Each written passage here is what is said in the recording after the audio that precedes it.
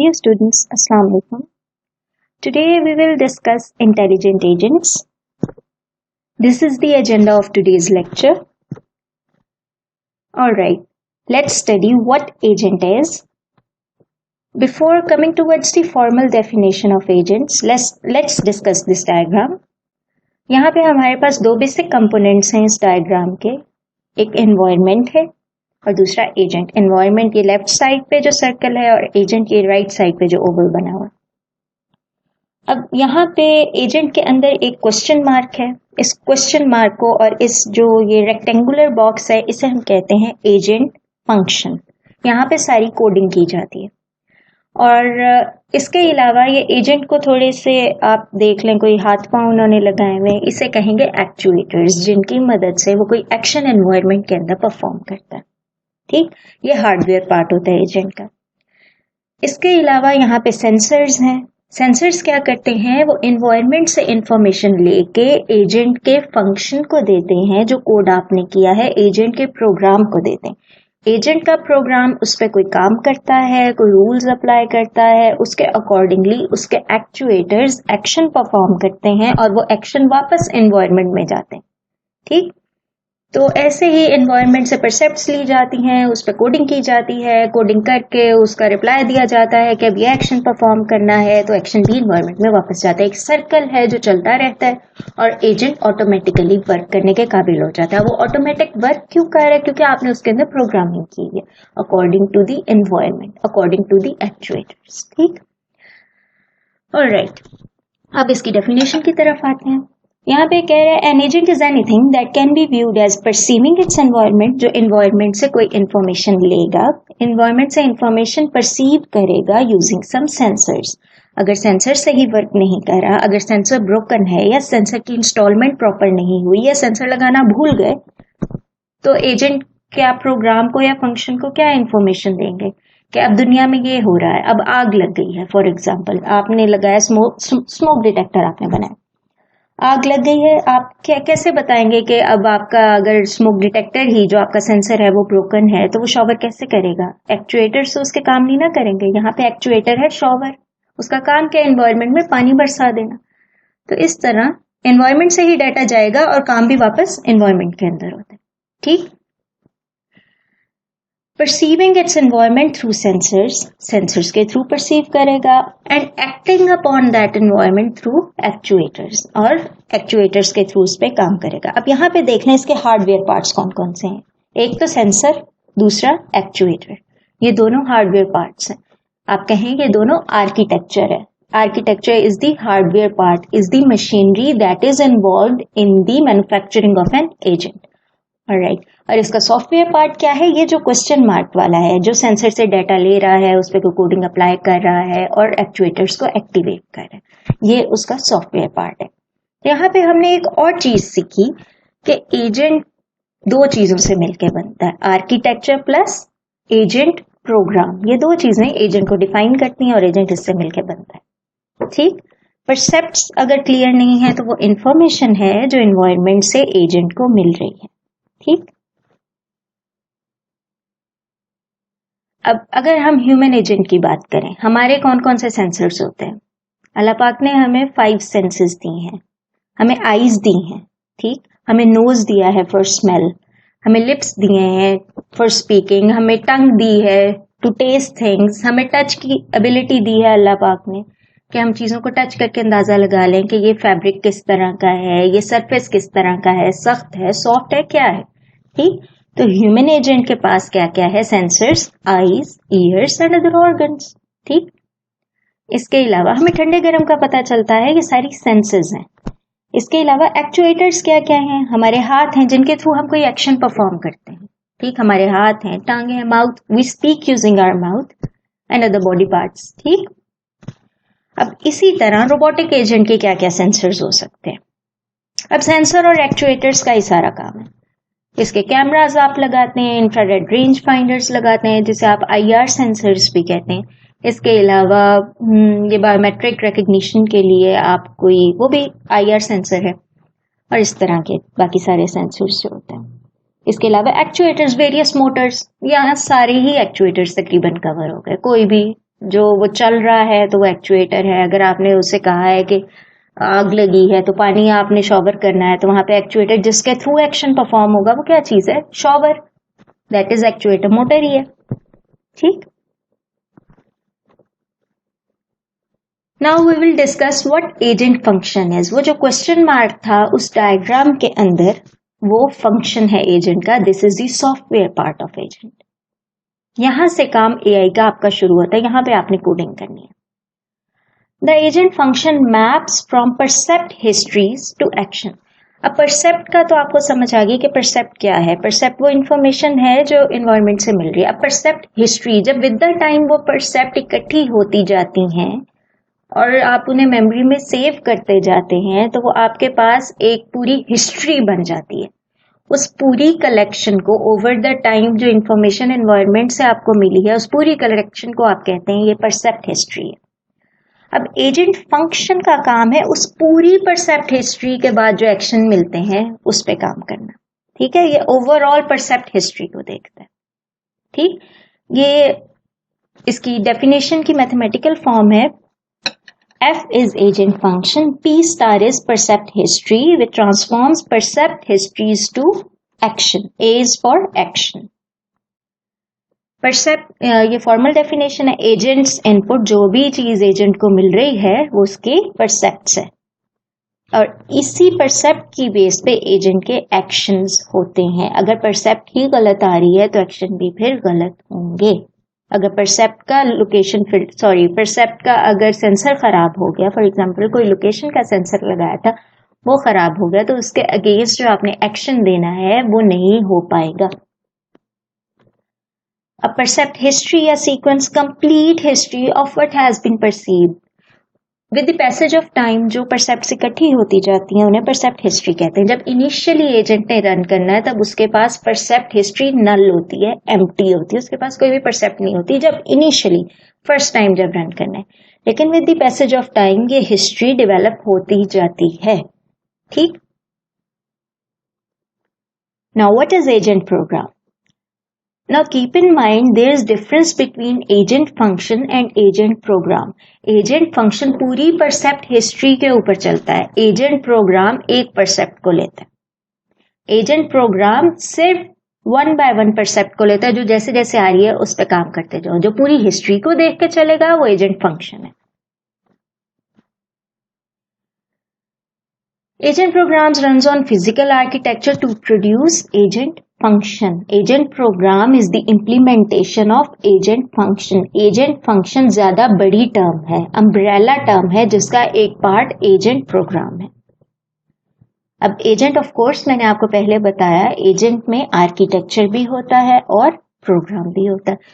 This simple line agent is equals to architecture plus program is the simplest definition of agent. आप वो पिछली definition भी देख लें और ये भी देख लें, बात एक ही है। अब program is your software part. ये प्रोग्राम जब वक्त के साथ साथ इकट्ठा होता जाता है, काफी सारी परसेप्ट्स का बन जाता है, आपके पास डाटा आने लग जाता है, हम कहते हैं एजेंट फंक्शन बन गया। और आर्किटेक्चर के अंदर हमारे पास दो चीजें हैं, सेंसर्स हैं और एक्चुएटर्स हैं। ये दोनों हार्डवेयर है। जो भी हार्डवेयर पार्ट है, जो भी मशीन लगाई है आपने, वो सारा आर्किटेक्चर है। उस आर्किटेक्चर को चलाने के लिए हमें डेफिनेटली कोई ना कोई सॉफ्टवेयर चाहिए होता है, कोई ना कोई कोडिंग चाहिए होती है। अब इसकी एग्जांपल, सिंपलेस्ट एग्जांपल हम ऐसे ले लेते हैं, जिस तरह हमारे पास ये हार्डवेयर है, सबके पास लैपटॉप्स हैं, सबके पास सेल फोन्स हैं।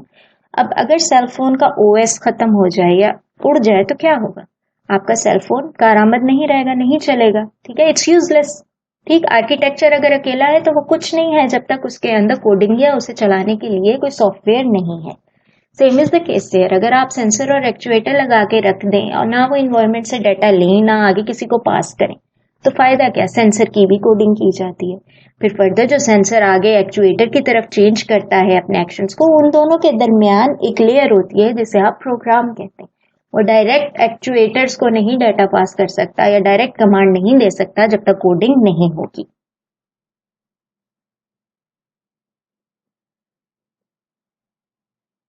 Agent program is actually the implementation of agent function using some programming language. Agent function umbrella term, काफी सारे agent programs वक्त के साथ इकट्ठे होके बन गए agent function, और using some programming language C में कर लें, C++ में कर लें, जावा में कर लें, पाइथन में कर लें. आप लोग सिंपलेस्ट कैलकुलेटर बनाते आए, आप लोग एजेंट प्रोग्राम करते आए.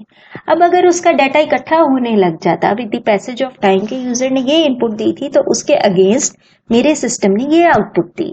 ये वक्त के साथ आप इकट्ठा कर लेंगे तो आप कहेंगे ये एजेंट का फंक्शन बन गया है. हम तो सिर्फ एक दफा रन करते हैं, बंद कर देते हैं, वो सिर्फ एजेंट प्रोग्राम है. अब यहाँ पे हम एक एग्जांपल लेते हैं कि कैसे एजेंट डाटा परसीव करता है और उसके ऊपर क्या एक्शन परफॉर्म करता है. ये बड़ी क्लासिकल एग्जांपल है. This is from your book. This is known as vacuum cleaner world. यहाँ पे हमारे पास एक ये वैक्यूम क्लीनर है. ठीक, ये डायग्राम से आप देख लें. यहाँ पे हमारे पास दो रूम्स हैं. एक रूम है A और एक रूम है B. ये जो नीचे ग्रे ग्रे कलर्स के आपको पार्टिकल्स नजर आ रहे हैं, इन्हें हम कह रहे हैं कि ये डर्ट है. वैक्यूम क्लीनर का काम ये है कि वो जिस रूम में है और अगर वहां डर्ट है तो वो उसे क्लीन करते. अब यहाँ पे अगर हम बात करें एनवायरनमेंट की, तो यहाँ पे हमारे पास एनवायरनमेंट के अंदर क्या क्या चीजें आएंगी. आपने देखा है ये एक बॉक्स बना हुआ है, इसमें दो रूम्स हैं फर्दर A और B. तो आपकी एनवायरनमेंट के अंदर दो रूम्स ही हैं. एक है square A and the second is square B, या आप कह लें रूम A और रूम B. अब एनवायरनमेंट का आइडिया आपको मैंने लेक्चर दिया, लेक्चर नंबर 4, उसके अंदर एनवायरनमेंट काफी क्लियर मैंने आपको बताया कि किस किस्म के एनवायरनमेंट्स हो सकते हैं. ठीक हो गया. अगर एनवायरनमेंट को आपने देखना है तो आप वो लेक्चर देख लीजिए. इसके अलावा अगली चीज है परसेप्ट्स. जो इन्फॉर्मेशन उसने लोकेशन से लेनी है, जो इन्फॉर्मेशन उसने एनवायरनमेंट से लेनी है. अब यहाँ पे एनवायरनमेंट है A और B. उसके पास कितनी लोकेशंस आ गई जहां से वो एनवायरनमेंट ले सकता है? 2 ऑफ कोर्स. अब परसीव उसने क्या करना है. यहाँ पे परसेप्ट्स दो चीजें हो सकती हैं. एक तो ये कि वो किस जगह है, कौन से रूम में खड़ा है. ठीक, और दूसरा वो रूम डर्टी है या क्लीन है. ये दो सेंसर्स लग सकते हैं इसके अंदर. एक लोकेशन सेंसर लग जाएगा, वो बताएगा आप किस रूम में खड़े हैं, रूम A में खड़े हैं, रूम B में खड़े हैं. और दूसरा सेंसर लग सकता है रूम डर्टी है या क्लीन है. उसके अगेंस्ट वो अपने एक्शंस देगा. इंफॉर्मेशन क्या लेगा? Location and contents. ये इंफॉर्मेशन वो लेगा. यहाँ पे पहला जो है ये ब्रैकेट के अंदर जो ब्लू कलर का दिखाया हुआ है A, डर्टी, इसका मतलब है ये लोकेशन A में है और स्टेटस क्या है उसका? डर्टी. ये एक्चुअली इस तरह इसका सिंटेक्स बनेगा, पहले A की जगह लोकेशन और डर्टी की जगह स्टेटस. तो जो भी उसका लोकेशन होगी वो आ जाएगी और जो भी स्टेटस होगा उसका वो आता जाएगा. एक्शन क्या क्या कर सकता है? It can move right, it can move left. ये दो एक्शन हो गए. और इट कैन क्लीन और सक. ठीक, वो क्लीन कर सकता है. ऑलराइट, लेफ्ट मूव किया, राइट मूव किया, सक किया. और NOP फॉर नो ऑपरेशन. अब नो ऑपरेशन डालने की यहाँ वजह ये है कि अगर हमारे पास कोई रूम क्लीन ही है और दोनों रूम्स क्लीन है, अगर वो जाता है A में और देखता है रूम क्लीन है, फिर वो जाएगा B में, वो देखेगा रूम क्लीन है, इस तरह तो वो आगे पीछे मूव करता रहेगा ना चेक करने के लिए. तो एक जगह कहीं ना कहीं हमने उसे लूप से निकालना है, तो उसके लिए हमने डाला नो ऑपरेशन. जब वो एक दफा देख लेगा कि दोनों रूम्स में नहीं है तो वो रुक जाएगा. या कोई भी कंडीशन आप लगा लो कि 3 दफा जब उसने देख लिया दोनों रूम्स में घूम के नहीं था कोई गन, तो वो रुक जाएगा. वहीं पे वो स्टॉप कर जाएगा, आगे नहीं जाएगा. अगर आप ये नो ऑप यहाँ से निकाल दें तो ये इन्फिनिट लूप में चला जाएगा, कभी रुकेगा ही नहीं. बार बार चेक करेगा, लेफ्ट जाएगा, अपना ये परसेप्ट्स चेक करेगा, लोकेशन चेक करेगा, डर्टी है क्लीन है, उसके अकॉर्डिंगली वो कोई एक्शन परफॉर्म कर देगा. अब फॉर एग्जाम्पल यहाँ A में है और डर्टी है, तो एक्शन क्या होगा? सक का, टू क्लीन. ठीक, फिर ये जाएगा राइट मूव करेगा, फिर दोबारा चेक करेगा, B में है और B डर्टी है, फिर वो क्या करेगा? अगेन सक. जब एक दो दफा वो देख लेगा कि दोनों क्लीन है, then it will stop, it must stop. अब ये एग्जाम्पल से देख लेते हैं. इसका फंक्शन क्या बनेगा? लोकेशन और स्टेटस. जैसे वो परसेप्ट्स के अंदर है, location is A and status is dirty. अभी करंट इसकी देखें तो ये कोई एक्शन रिटर्न करेगा. ये एक्शन क्या रिटर्न करेगा? If status is equals to dirty then return suck. Else if location is A पहले वो ये चेक कर लेगा डर्टी है तो कर लो, और जब क्लीन हो जाएगा तो उसके बाद वो राइट में मूव कर जाएगा। लोकेशन ए है तो राइट में जाओ, लोकेशन बी होगी तो वो लेफ्ट में मूव करेगा। If location is equals to A then move right, फिर बी में जाएगा, इफ चेक करेगा डर्टी है तो क्लीन करेगा, उसके बाद चेक करेगा location is equals to B then return left. इस तरह ये मूव करता जाएगा और हर परसेप्ट के अगेंस्ट वो कोई ना कोई एक्शन देता जाएगा। अब ये देखें, आपके पास एक सिनेरियो की एग्जांपल थी। यहां से आपने सबसे पहले इन्वायरमेंट की इंफॉर्मेशन निकाली, क्योंकि सबसे पहले हमने ये देखना होता है कि हमारे एजेंट ने या जो प्रोग्राम हमने डिजाइन किया उसकी इन्वायरमेंट क्या है, उसने कहाँ काम करना है। अगर एनवायरनमेंट की डिटेल ही सही नहीं होगी तो फिर एजेंट नहीं चल सकेगा। उसके बाद हमने देखा कि इसकी परसेप्ट्स किस तरह की हो सकती है, इसे एनवायरनमेंट से डाटा किस तरह का मिल सकता है। हमने उसकी एक लिस्ट बना ली, हमने बताया कि लोकेशन हो सकती है और स्टेटस हो सकता है। फिर हमने उसके एक्शंस राइट डाउन किए कि क्या क्या एक्शंस वो एनवायरनमेंट में ले सकता है। अभी एक्चुअल कोडिंग नहीं स्टार्ट की, अभी सिर्फ हम उसका एक रफ स्केच बना रहे हैं, हम उसकी फिजिबिलिटी स्टडी कर रहे हैं before attempting the actual program, actual coding. ठीक, उसके बाद हमने थोड़ा सा उसे ड्राई रन किया है कि इस तरह का स्टेटस हो तो ये कर दो, अगर इस तरह की लोकेशन हो तो ये कर दो। ठीक हो गया। This diagram is from your book. यहाँ पे देखें कि वक्त के साथ अब लेफ्ट साइड पे लेफ्ट मोस्ट कॉलम फिगर 2.3 का, इसमें देखें परसेप्ट सीक्वेंस आ रहा है। पहले रूम ये था तो उसने एक्शन उसके अगेंस्ट क्या किया, अगला परसेप्ट ए डर्टी था, उसके अगेंस्ट उसने एक्शन क्या किया, और ये वक्त के साथ साथ फिर इकट्ठा होता जा रहा है। ठीक, ए के परसेप्ट ए के साथ ही इकट्ठे कर रहा है वो। फॉर एग्जाम्पल आ जाएंगे फोर्थ रो के अंदर जहां पे ए क्लीन है, ठीक है, और दोबारा ही उसे ए क्लीन मिला। ए क्लीन उसने देखा कि फर्स्ट टाइम मैंने ए क्लीन पे क्या किया था, मैं राइट टर्न कर गया था, और सेकंड परसेप्ट हिस्ट्री क्लीन की क्लीन के साथ ही बना रहा है तो वो राइट को टर्न कर जाएगा। वो दोनों पॉसिबिलिटीज देखेगा, क्लीन था तो ये किया, क्लीन और डर्टी था तो ये किया। इस तरह सारी पॉसिबिलिटीज वो सीक्वेंस के अंदर इकट्ठी करता जाता है, और ये जब सारा कुछ इकट्ठा हो जाता है, ये वक्त के साथ होगा, स्टार्ट में नहीं होता, तो इस चीज को हम कहते हैं परसेप्ट हिस्ट्री। ऑलराइट, यहां से स्लाइड नंबर 9 से एजेंट की टाइप्स स्टार्ट है। हम देखेंगे कि एजेंट कितने टाइप्स के होते हैं। अभी हमने देखा कि एजेंट क्या होता है, हमने एक एग्जांपल से सॉल्व किया, वैक्यूम क्लीनर की एग्जांपल से, a very classical example of an agent. हमने देखा परसेप्ट्स क्या हैं एंड ऑल दैट। उसके बाद अब बात आती है कि एजेंट कितने टाइप्स के हो सकते हैं। रैशनैलिटी को हमने काफी डिस्कस किया हुआ है, अब रैशनल एजेंट को देख लेते हैं। N agent is an entity that perceives an act, जो इन्फॉर्मेशन लेता है और उसके अकॉर्डिंगली कोई एक्शन देता है। ठीक, यहाँ पे एक एजेंट की डायग्राम बनी हुई है। अगर एजेंट आपका अच्छा है तो वो दूर से ही खड़ा होकर ये सेब तोड़ेगा, दरमियान में जो ये गैप है इसके अंदर नहीं गिरेगा। लेकिन अगर कोई एजेंट फजूल है तो वो गैप में गिर जाएगा।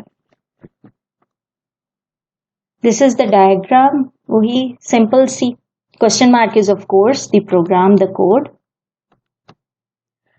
ऑलराइट, अब एजेंट की पहले डेफिनेशन है। अब सिंपल रैशनल एजेंट वो एजेंट होता है, एजेंट का काम है परसीव और एक्ट करना, और रैशनल एजेंट का काम ये है कि जो वो एक्शन करे उसकी कोशिश हो कि जो भी उसका परफॉर्मेंस मेजर है वो उसे मैक्सिमाइज करे। उसकी कोशिश हो कि जितने भी उसके पास थोड़े रिसोर्सेज हैं उनमें रहते हुए वो अपनी यूटिलिटी को मैक्सिमाइज करे, जो परफॉर्मेंस है उसकी उसे वो मैक्सिमाइज करे।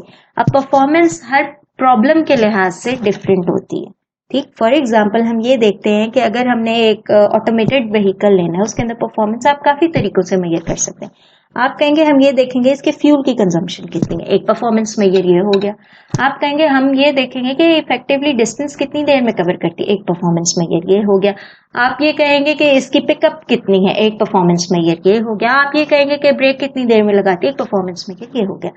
तो जो भी परफॉर्मेंस मेजर आपने अपने एजेंट के हवाले से सिलेक्ट किया है, रैशनल एजेंट का काम ये है कि वो उसकी कोशिश है कि ऑटोमेटिकली वो उस परफॉर्मेंस मेजर को मैक्सिमाइज करे, जो मैक्सिमम जहां तक परफॉर्मेंस जा सकती है वो उस लेवल पे जाए, लेके जाए। ऑलराइट, अब रैशनल एजेंट्स को हमने क्या लेना है, कौन कौन सी परफॉर्मेंस उसके लिए हमने सिलेक्ट करनी है, वो डिपेंड करता है परसेप्ट्स पे कि हमारे पास इंफॉर्मेशन कैसी आ रही है। ठीक, दूसरा डिपेंड करता है एनवायरनमेंट पे। ऑफ कोर्स परसेप्ट्स पे अगर डिपेंड करता है तो वो एनवायरनमेंट पे ही डिपेंड कर रहा है, क्योंकि परसेप्ट्स कहाँ से आती हैं? एनवायरनमेंट से। और एक्शन स्पेस अगेन वही एनवायरनमेंट की बात है। तो पहले एजेंट को बनाने से पहले एनवायरनमेंट को देख लेना है। अब अगर फॉर एग्जांपल आपने कोड लिख दिया कि आपका एजेंट चले, ठीक है, लेकिन आपने एजेंट को कोई एक्चुएटर्स दिए ही नहीं चलने वाले एनवायरनमेंट में कि वो चल सके, फेल हो गया ना या काम, इट कैन नॉट वर्क। तो इसलिए आपने काम वही करना है जो आपकी एनवायरनमेंट की रिक्वायरमेंट है, उसके अलावा आपने काम नहीं करना। अब ये देखें फॉर एग्जांपल आपने कोई ट्रैफिक के अंदर व्हीकल मूविंग करानी थी, ये हुआ कि आपने एजेंट तो डिजाइन कर लिया, आपने उसके अंदर ट्रैफिक की इंफॉर्मेशन ही नहीं डाली, ठीक, उसको जो परसेप्ट्स आ रही कि अचानक से यहाँ से बाइक आ जाएगा, अचानक से वहां से आ जाएगा, कोई उल्टा चल के आ जाएगा, जैसा पाकिस्तान में होता है। बाहर वाली गाड़ियां इसलिए यहाँ के नहीं चल सकती ना, जो ऑटोमेटेड व्हीकल है, उनके अंदर ये इन्फॉर्मेशन ही नहीं है कि कोई उल्टा भी आ सकता है, लेकिन हमारे तो यहाँ सारे उल्टे चलते हैं। तो इसलिए यहाँ पे परफॉर्मेंस मेजर उस गाड़ी का अच्छा होगा जो हर किसी को डॉज कर ले, वहां पे ये परफॉर्मेंस मेजर वो नहीं रख सकते, ये वहां है ही नहीं है, ये कॉन्सेप्ट ही नहीं है उल्टे सीधे आने का, ठीक। तो it depends on the environment, it depends on the percepts, it depends on the action space in which the agent has to work. उसकी रैशनैलिटी आप उस हिसाब से सेट करते हो। रैशनैलिटी सेट करने का मतलब ये उसका परफॉर्मेंस मेजर सेट करना। ये आप देख लीजिएगा, ये आपकी इंफॉर्मेशन के लिए डाला है। ऑलराइट, अब वहां पे था कि maximize the performance measure, maximize the utility function. Utility function क्या है? डू द राइट थिंग, सही काम करना। अब सही काम कोई भी हो सकता है, आपको सिलेक्ट करना है, ठीक। जो भी एक्शंस वो कर रहा है उसके अगेंस्ट वो कहे कि मैं ये एक्शन सही कर रहा हूँ और इतने परसेंट, लाइक 90% मेरी एक्यूरेसी आ रही है। अब परफॉर्मेंस मेजर क्या होता है, बार बार बात हो रही है, इसका मतलब ये है कि ये एक ऑब्जेक्टिव क्राइटेरिया है। ऑब्जेक्टिव क्राइटेरिया का मतलब ये होता है कि ये क्राइटेरिया बिल्कुल आप मेजर कर सकते होते हैं। ये ऐसे नहीं, सब्जेक्टिव क्वेश्चन पेपर ये होता है कभी आप 1-2 नंबर दे सकते हैं, कम कम कर सकते हैं, थोड़ा सा आपके पास मार्जिन होता है मार्किंग करते हुए। लेकिन ऑब्जेक्टिव के अंदर बिल्कुल मार्जिन नहीं होता, जो आपने किया है आपको उसी के मार्क्स मिलते हैं, ठीक है। तो बिल्कुल ऐसे ही ट्रू होता है या फॉल्स होता है, ब्लैक होता है या व्हाइट होता है, बिल्कुल क्लियर कट आइडिया होता है ऑब्जेक्टिव के अंदर। सेम इज द केस है performance measure is an objective criteria. एक आप क्राइटेरिया सेट कर देते हैं कि अगर मेरी ये जो मैंने गाड़ी बनाई है, ये ऑटोमेटेड व्हीकल है या टैक्सी है, अगर ये लाइक 18 किलोमीटर्स कर लेती है 1 लीटर के अंदर, तो ये एक्सेप्टेबल है। एक ऑब्जेक्टिव क्राइटेरिया आपने सेट कर दिया। अगर वो नहीं करती तो आप कहते नहीं ये एक्सेप्टेबल नहीं है, और बेहतर करें और बेहतर करें। इस तरह रैशनैलिटी उसकी बढ़ती जाती है, चीजें बेहतरी की तरफ जाती हैं, ठीक। इसके अलावा आपने एक रोबोट बनाया जो कि पार्ट्स को डिवाइड करता है, उसने ब्लू को ब्लू में रखना है, रेड कोई पार्ट आ रहा है, रेड को रेड में रखना है, आपने इमेज रिकग्निशन लगाई है। अब आप कहते हैं कि अगर वो लाइक 100 में से 75% पार्ट्स जो है वो सही रिकग्नाइज करता है तो एक्सेप्टेबल है। चलें 25% का मार्जिन देते हैं, अगर 25 गलत भी चले जाते हैं तो ओके है। तो ये आपने 75% उसका परफॉर्मेंस मेजर रखा है, इसे ऑब्जेक्टिव क्राइटेरिया कहते हैं। आप सेट करते हैं खुद कि आप किस हद तक एजेंट की गलती बर्दाश्त करने के काबिल हैं। हाँ, जो मेडिकल डायग्नोसिस सिस्टम होते हैं वहां पे तो 99% तक जाना पड़ता है, क्योंकि वहां पे मरीज की जिंदगी या मौत का सवाल होता है। Of course it depends on the problem कि आपने ये परफॉर्मेंस मेजर का ऑब्जेक्टिव क्राइटेरिया कहाँ सेट करना है। ऑलराइट, अब जो हमने ये वैक्यूम क्लीनर की एग्जांपल की, उसके अंदर वो कह रहा है performance measure of a vacuum cleaner agent could be amount of dirt clean up. हम ये रख सकते हैं कि कितनी डर्ट उसने क्लीन की, या अमाउंट ऑफ टाइम टेकन, कितनी देर में उसने क्लीन की, या amount of electricity consume, electricity consumption के लिहाज से वो कितना बेहतर है, कितना इफेक्टिव है, ठीक। अमाउंट ऑफ नॉइज जनरेटेड, शोर कितना मचा रहा है, ये सारी चीजें परफॉर्मेंस मेजर है और इनका कोई आपको क्राइटेरिया सेट करना पड़ता है, ठीक।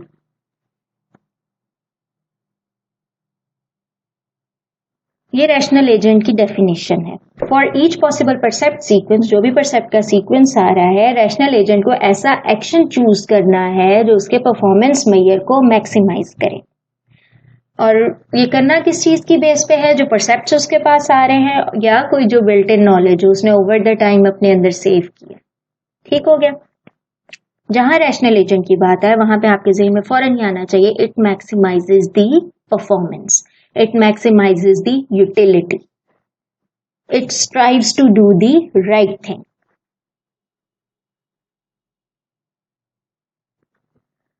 Omniscience. रैशनैलिटी के अंदर फिर भी चांस है कि कोई चीज वो गलत कर सकता है, आपको क्राइटेरिया रखना है। अब हर चीज तो 100% नहीं हो सकती ना। 100% करने के लिए एनवायरनमेंट का फुली ऑब्जर्वेबल होना जरूरी होता है। अब हर एनवायरनमेंट फुली ऑब्जर्वेबल तो नहीं हो सकता ना, कुछ चीजें ढकी छुपी भी तो होती है एनवायरनमेंट की, जो आपको नेक्स्ट रूम में जाके एक्सप्लोर करनी। अब वैक्यूम क्लीनर अगर रूम नंबर ए में खड़ा है तो उसे बी का तो नहीं पता ना कि बी में क्या है, तो उसके लिए एनवायरनमेंट पार्शियल ऑब्जर्वेबल है। एक ही उसके पास फुली ऑब्जर्वेबिलिटी है, लेकिन ओवरऑल एनवायरनमेंट उसके लिए पार्शियल ऑब्जर्वेबल है। तो इसीलिए रैशनैलिटी के अंदर थोड़ा सा चांस ऑफ एरर होता है। लेकिन जब आपके पास पूरा जो स्पेस है, जो वर्किंग स्पेस है, जो इन्वायरमेंट है, वो फुली ऑब्जर्वेबल है, कोई भी चीज आपकी उससे छुपी हुई नहीं है एनवायरमेंट की, आपके सारे सेंसर्स भी ठीक काम कर रहे हैं और आपका कोड भी ठीक है, आपके एक्चुएटर्स भी अकॉर्डिंगली काम कर रहे हैं, तो फिर एजेंट बन जाता है ऑमनीसेंस। हम कहते हैं अल्लाह की जात ऑमनीसेंट है। ऑमनीसेंट का मतलब होता है ऑल नोइंग। ठीक। अब एजेंट की ऑमनीसेंस पार्शियली ऑब्जर्वेबल एनवायरनमेंट के अंदर अचीव करना इज इम्पॉसिबल। अभी तक के लिए तो है, आगे पता नहीं मे भी हो जाए, लेकिन फिलहाल तक के लिए इट्स इम्पॉसिबल। इसका यह मतलब है कि आपके पास एनवायरनमेंट पूरी पता है कि छोटी छोटी गेम्स के अंदर, जैसे टिक टैक टो हो गई, चेस बोर्ड्स गेम हो गई, जिसकी एनवायरनमेंट आपको पता है, जिसकी मूव्स थोड़ी सी होती हैं, जो कि कंप्यूटर रट सकता है, 4-5 मूव्स वही परसेप्ट सीक्वेंस से उठाकर उसने करनी है। ठीक। Rationality is distinct from omniscience. Rationality और चीज है, ऑमनीसेंस और चीज है। रैशनैलिटी का काम है कि given any type of environment, fully है जो भी, उसने अपने परफॉर्मेंस में को मैक्सिमाइज करना। ऑमनीसेंस का काम है हर वक्त 100% ही रिजल्ट आएगा, because the agent is all knowing, उससे आप कभी जीत नहीं सकते। हमने एक गेम बनाई थी टिक टैक टो की लास्ट सेशन के साथ, इजी एआई की लाइब्रेरी यूज करके। उसके अंदर ये था कि 9x9 का टिक टैक टो का बोर्ड होता है, आप सबको पता है। जब हमने वो एजेंट के अगेंस्ट प्ले की तो हम कभी जीत नहीं पा रहे थे, because agent was omniscient, agent was all knowing. हम कुछ भी कर रहे थे, हम हार रहे थे, या मैक्सिमाइज काम ये हो रहा था कि गेम ड्रॉ हो रही थी। ठीक। तो ऑमनीसेंस के केस में agent is always winner. An omniscient agent knows the actual outcome of its action and can act accordingly। उसे वक्त से पहले ही पता होता है, क्योंकि सारी इन्वायरमेंट उसके लिए ऑब्जर्वेबल है, उसके अकॉर्डिंगली ऑफ कोर्स वह एक्ट करता है। ये कह रहा है ऑमनीसेंट इम्पॉसिबल है रियलिटी में। हाँ, कुछ हद तक की बात ठीक है, रियलिटी उस केस में जहां इन्वायरमेंट फुली ऑब्जर्वेबल नहीं है, लेकिन एजेंट ऑमनीसेंट है जहां इन्वायरमेंट फुली ऑब्जर्वेबल है, छोटी छोटी गेम्स में। ठीक। अब लर्निंग वो चीज है जो इन्होंने ह्यूमन बींग्स से उठाई है, इंसान की सोच के मुताबिक चलना है, क्योंकि लर्निंग एक इंसान की ही कह लें, एक इंसान का ही एट्रीब्यूट है, इंसान की ही खुसूसियत है, ये और किसी चीज में नहीं है। वक्त के साथ लर्न होता है। तो इन्होंने कहा अब हम ऐसे सिस्टम्स बनाएंगे जो इंसान की तरह लर्न कर सकें। Agents can perform action in order to modify future percepts. अब जब छोटा सा बच्चा होता है, जब वो चलना शुरू करता है तो शुरू में वो गिरता है, लेकिन गिरने के डर से वो चलना नहीं छोड़ देता, वो लर्न करता है, वक्त के साथ साथ और बेहतर चलता है, और बेहतर चलता है, और बेहतर चलता है। ठीक। तो वो अपने फ्यूचर के परसेप्ट्स को मॉडिफाई कर रहा होता है कि ऐसे में गिरा था, नेक्स्ट टाइम मैं ऐसे पाँव रखूंगा तो मैं नहीं गिरूंगा। ठीक। अब आग से आप बच्चे को जितना मर्जी रोके वो नहीं हटेगा, वो आग के पास बार बार जाएगा जब तक वो जल नहीं जाएगा। आप कहते रहेंगे पानी गर्म है, हाथ ना डालो, वो नहीं बाज आएगा जब तक जला नहीं लेगा। क्या आ रहा है, वो लर्न कर रहा है, उसके पास एक्सपीरियंस गेन हो रहा है। अब ऐसे सिस्टम्स बनाना जो वक्त के साथ साथ अपने फ्यूचर एक्शंस को चेंज कर सके, फ्यूचर एक्शंस को बेहतर कर सके, इस चीज को कहते हैं लर्निंग। ठीक। अब लर्निंग के लिए आपके पास परसेप्ट हिस्ट्री बहुत ज्यादा ताकतवर होनी चाहिए, बहुत ज्यादा स्ट्रांग होनी चाहिए, और बहुत ज्यादा अप टू मार्क होनी चाहिए, करेक्ट होनी चाहिए। अगर कहीं आपका सेंसर खराब है तो काम खराब है, फिर लर्निंग नहीं ठीक होती। अब यहाँ पे सिर्फ आपने गैदर इन्फॉर्मेशन ही नहीं करनी, सिर्फ आपने परसेप्ट हिस्ट्रीज ही नहीं बनाते रहना, जबकि उससे लर्न भी करना है। अब इसका मतलब ये है कि आपके पास हिस्ट्री आ रही थी, आपने देखा था वो वैक्यूम क्लीनर की एग्जांपल, लेट्स गो बैक, जहाँ पे वो परसेप्ट हिस्ट्रीज बन रही हैं। ये यहाँ पे परसेप्ट सीक्वेंस भी आ रहा है और राइट साइड पे एक्शन भी आ रहा है। अब परसेप्ट सीक्वेंस इकट्ठे करने के साथ साथ वो एक्शंस की भी इंफॉर्मेशन रखे कि पहले अगर ये ए रूम क्लीन था तो इसके अगेंस्ट मैंने उस टाइम क्या एक्शन किया था। वो इंस्टेड के नए सिरे से उस पे काम करे, कोड लगाए, वो अपनी सारी हिस्ट्री चेक करता है, पीछे से देखता है, अपना एक्शन जो किया होता है वो चेक करता है और उसके अकॉर्डिंगली एक्ट करता है। अब सिर्फ वो इन्वायरमेंट के ऊपर नहीं चल रहा, वो अपने नॉलेज के ऊपर भी चलता है। ये नॉलेज बेस क्रिएट करनी पड़ती है, उसके अपने actions according to the knowledge base भी वो चेंज करता है, एक मॉडल बनाता है अपना पीछे सारा। ऑलराइट, अच्छा, अब ऐसे एजेंट्स जो लर्निंग बेस्ड होते हैं इनकी हम ट्रेनिंग करा के इन्वॉल्व में रखते हैं।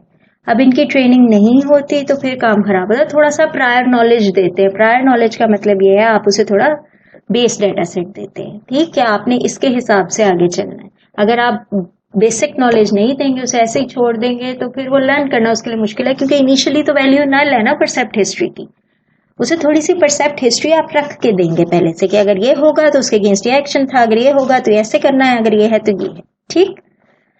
थोड़ा प्रायर नॉलेज देंगे तो फिर लर्निंग के काबिल हो जाता है। और वक्त के साथ साथ ये नॉलेज चेंज भी हो सकता है और बेहतर भी हो सकता है। ये बेहतर ही होता है, यहाँ ऑगमेंटेड लिखा हुआ है। But as the agent gains experience this may be modified and augmented. और ऑगमेंटेड का मतलब है बढ़ाना, जितना पहले नॉलेज था उससे ज्यादा बढ़ा लेना। ऑफ कोर्स वो चलेगा 3-4 महीने तो नॉलेज ऑगमेंट ही होगा, बढ़ ही जाएगा। ऑटोनॉमी, अब ये वो लेवल है जहां पे एजेंट सब कुछ अपनी मर्जी से करने लग जाता है, ऑटोनोमस हो जाता है। यहाँ पे वासोकात की लाजमी नहीं कि इन्वायरमेंट फुली ऑब्जर्वेबल है, पार्शल में भी चलता है। और ये वो केसेस है जहां इंसान नहीं जा सकता, ये वहां पे जाता है। वो डीप सी एक्सकेवेशंस जो होती हैं, स्पेस की होती हैं, वहां आप ऑटोनोमस एजेंट्स भेजते हैं। आप दोनों की वर्किंग तो देख रहे होते हैं लेकिन वो खुद किसी भी ऑब्स्टेकल को अवॉइड करता है। वहां इंसान तो नहीं होता कि रोबोट को बैठ के स्टीयर अराउंड करे कि अब आगे से कोई तारा टूट के आ रहा है तो मैं घूम के दूसरी तरफ हो जाऊं, ऐसा नहीं होता। वो एजेंट खुद डिसाइड करता है कि मुझे यहाँ से स्टीयर करना है। जिसने आपने सुना होगा ऑटोनोमस ऑटोमेटेड व्हीकल्स, वो खुद डिसाइड करते हैं कि हमने इस वक्त क्या डिसीजन लेना है। वो लर्निंग बेस्ड होते हैं, ठीक, उनके अंदर रैशनैलिटी भी बिल्ट इन होती है और वो नेक्स्ट लेवल पे जा चुके होते हैं ये सारी लर्निंग कर करके।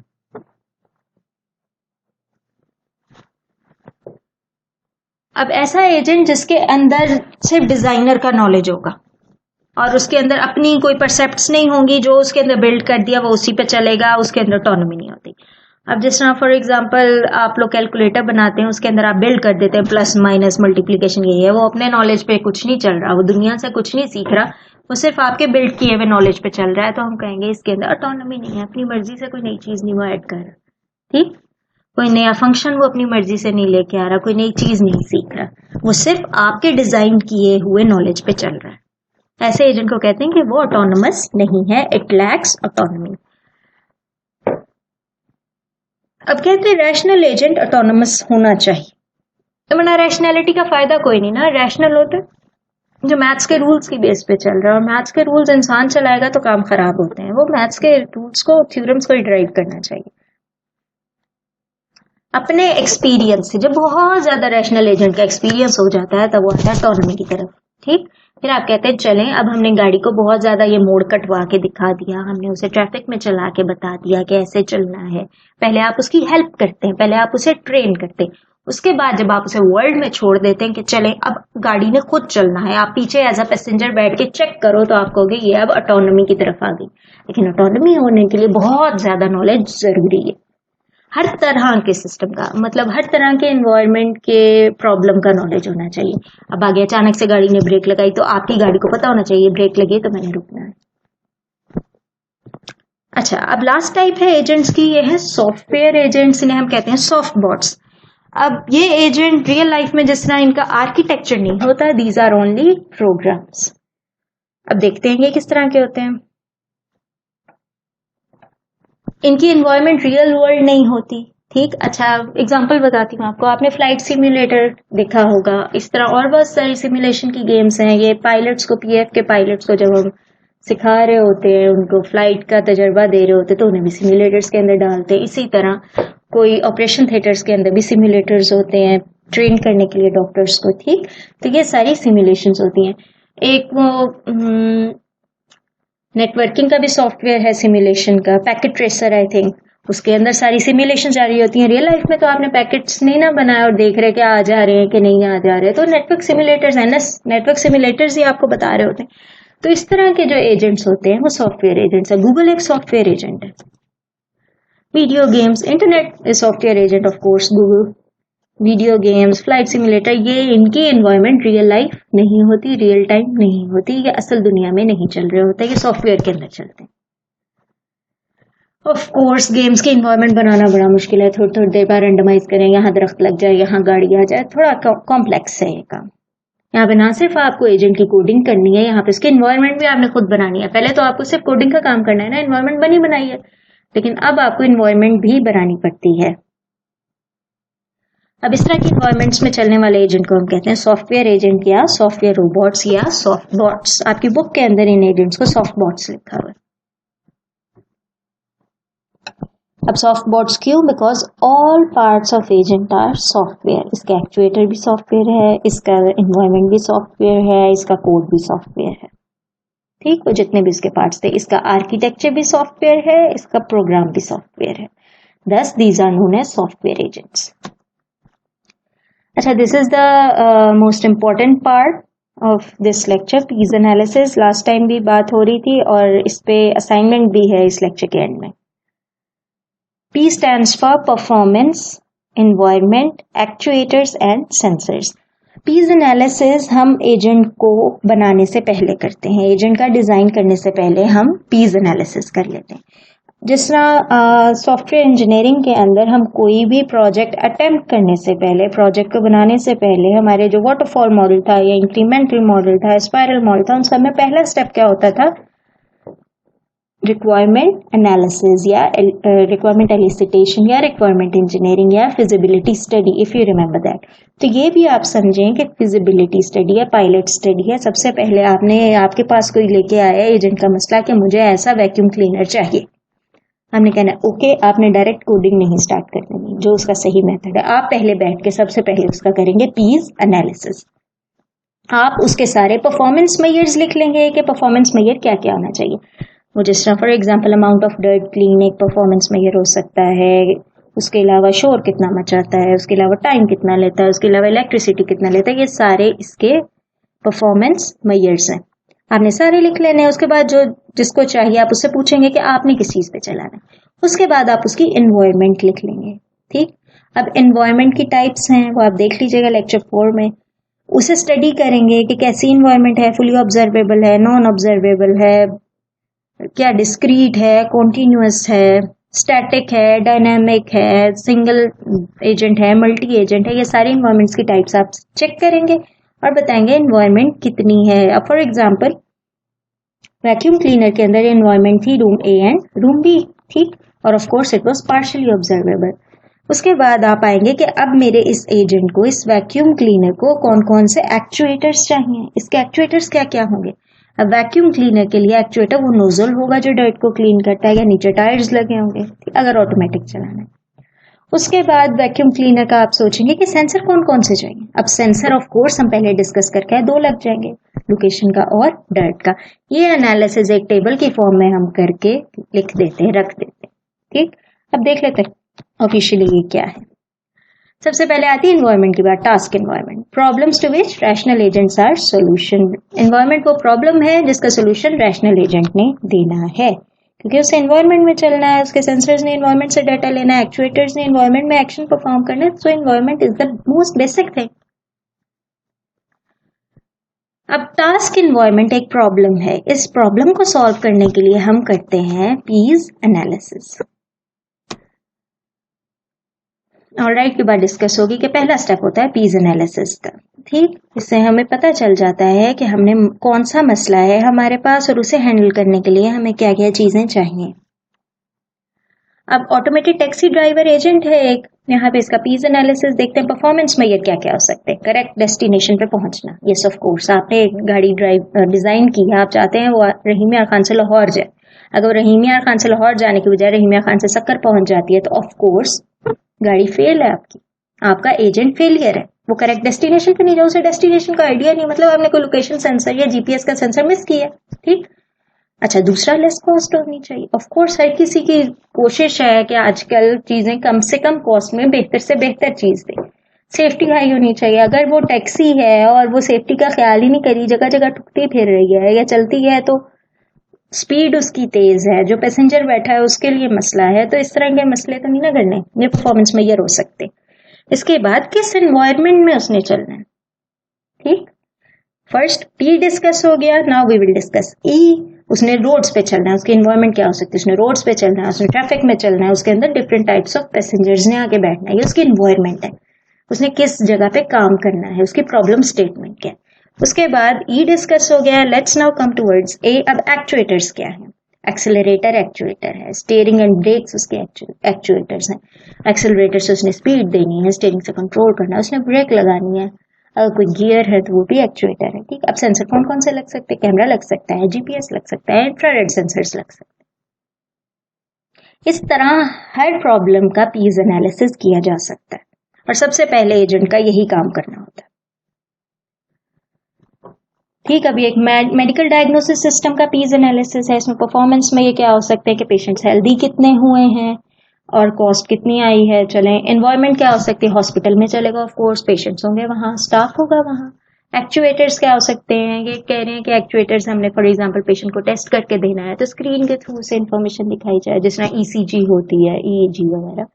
और सेंसर क्या हो सकते हैं, इंफॉर्मेशन इनपुट करने के लिए जो भी चीज यूज की है, तो वो कीबोर्ड हो सकता है, ठीक, सिम्टम्स एंटर करने के लिए।